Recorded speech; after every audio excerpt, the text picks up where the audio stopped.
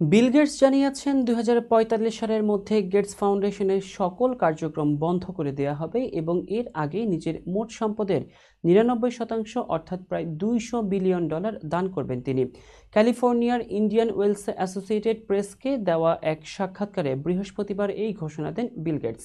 তিনি জানান, দরিদ্র মানুষের জীবনমান উন্নয়নে এই সম্পদ ব্যয় হবে তার শেষ লক্ষ্য। এদিকে নিজের ব্লগে বিল গেটস লিখেছেন, বিশ্বব্যাপী মানুষের জীবন বাঁচাতে ও তাদের জীবনমানের আরও উন্নতি করতে তার প্রায় পুরো সম্পদে তিনি দান করে দেবেন। এরই মধ্যে প্রতিষ্ঠার পর থেকে এই ফাউন্ডেশনের মাধ্যমে প্রায় $100 বিলিয়ন সম্পদ ব্যয় করেছেন বিল গেটস। 2000 সালে মেলিন্ডা গেটসের সঙ্গে প্রতিষ্ঠিত এই সংস্থা ইতোমধ্যেই $100 বিলিয়ন ব্যয় করেছে এবং 82 মিলিয়নের বেশি মানুষকে সেবা দিয়েছে। মা ও শিশু স্বাস্থ্য, টিকাদান এবং প্রাণঘাতী রোগ প্রতিরোধে গেটস ফাউন্ডেশন বিশ্বজুড়ে কাজ করে যাচ্ছে। স্বামী বিল গেটসের সঙ্গে বৈবাহিক সম্পর্ক ছিন্ন করার পর 2024 সালের মে মাসে ফাউন্ডেশন থেকে সরে যান মেলিন্ডা। এরপর বিল গেটস এককভাবে চেয়ারম্যানের দায়িত্ব নেন। তিনি আরও বলেন, মৃত্যুর পর তাকে যেন শুধু একজন ধনী ব্যক্তি হিসেবে যেন না দেখা হয়, সে চেষ্টাই করছেন তিনি।